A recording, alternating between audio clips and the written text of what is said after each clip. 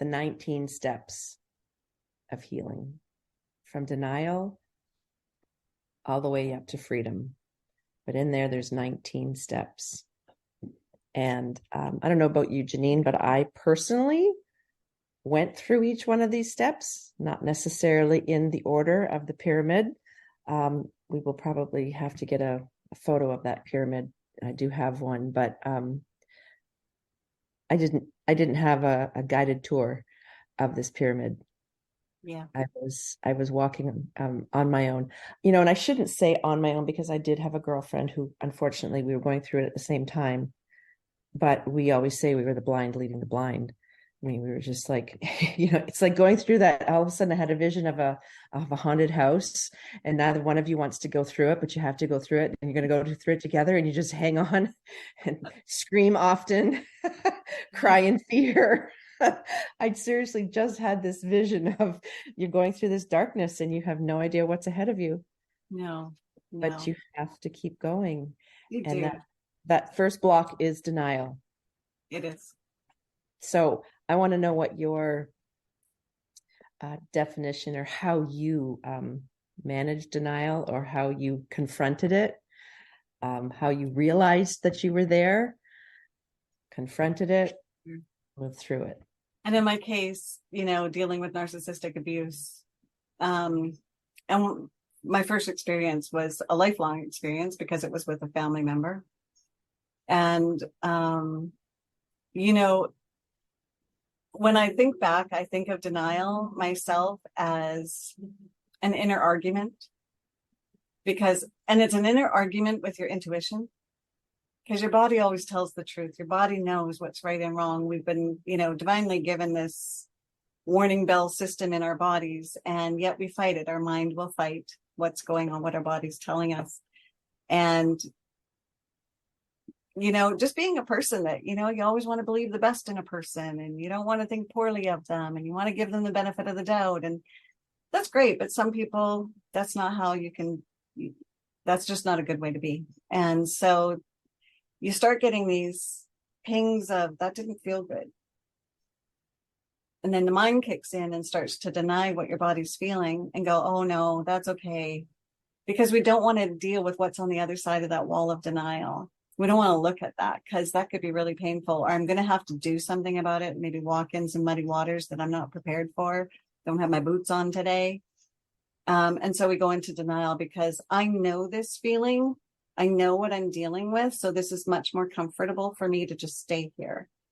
I just have to fight with myself. And the thing is, you're only fighting with yourself. You're not fighting with the rest of the world. You're not proving anything. You're not making any adjustments, or you're not going to get anywhere if you stay fighting with your mind and your body, and just going, your body's going, hey, this is not good.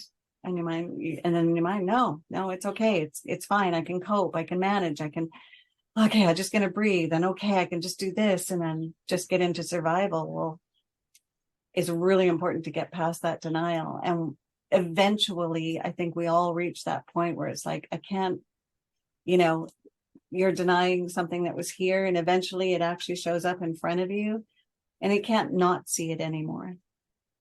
And that's when you're going to finally put your mind and your body together and go, yeah, something needs to happen. But that denial, leaving a relationship, a narcissistic relationship, that denial was there too, because man, I don't want to have to deal with all that.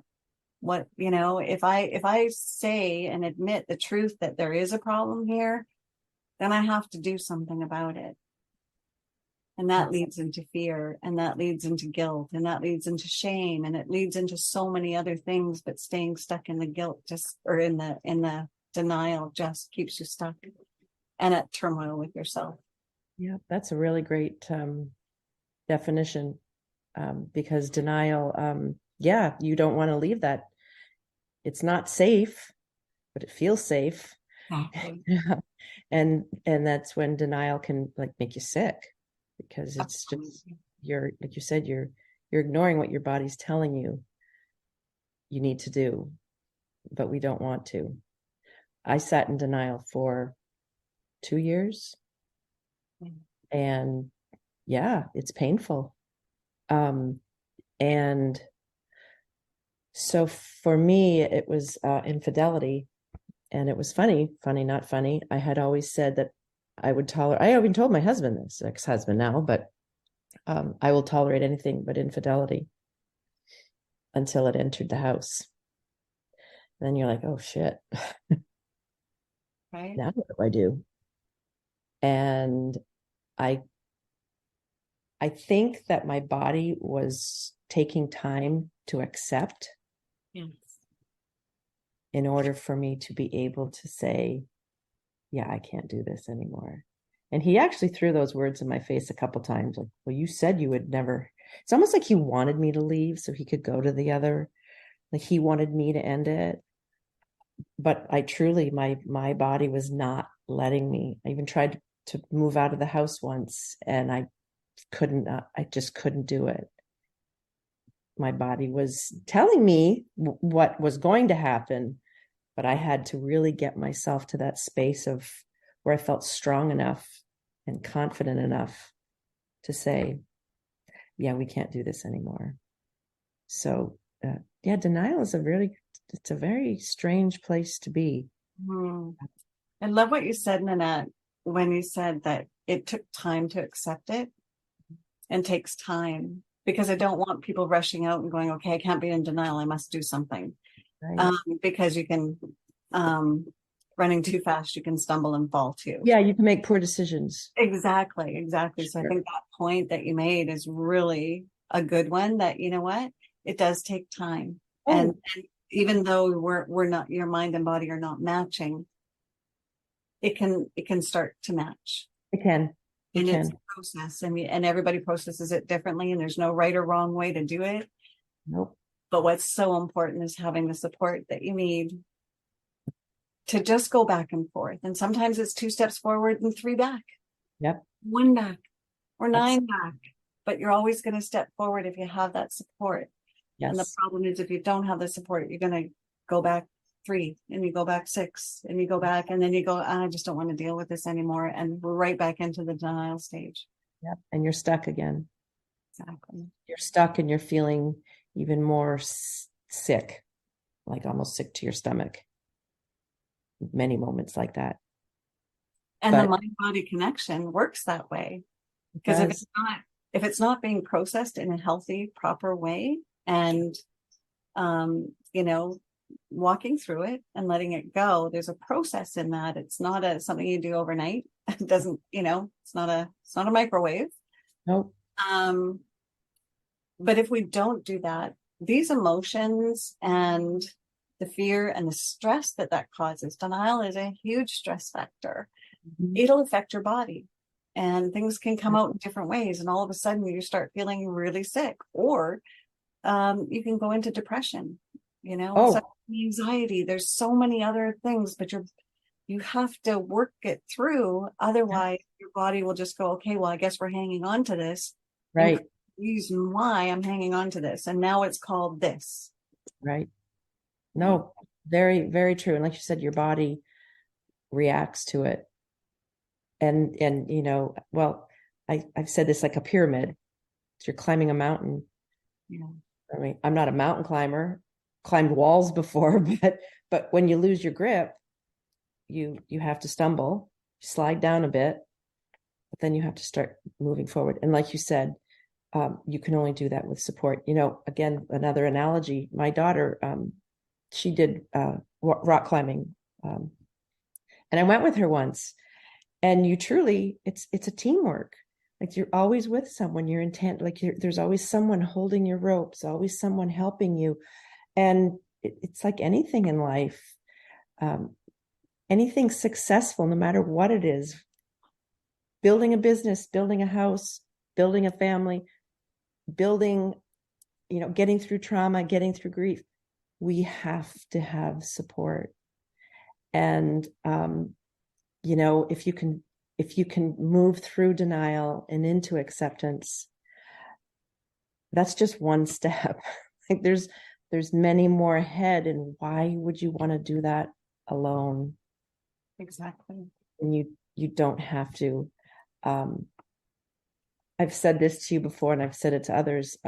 when my marriage was in trouble, I Googled how to save my marriage. 2 years later, didn't occur to me to Google how to divorce. Just hired a lawyer and depended on that lawyer to help me emotionally. There was no spiritual support. There was definitely not financial support. They took away rather than give. But to do that on your own without emotional support, I look back and wonder, how in the world did I do it? And why are people still doing it that way? Exactly. So once we can get people through denial, it's just one step.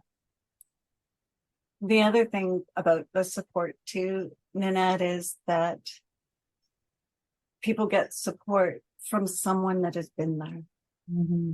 And I think that's the piece, because, and same with my own practice, and even with me going through narcissistic abuse, there really wasn't for many years anybody that specialized in that, and people didn't even really know what it was.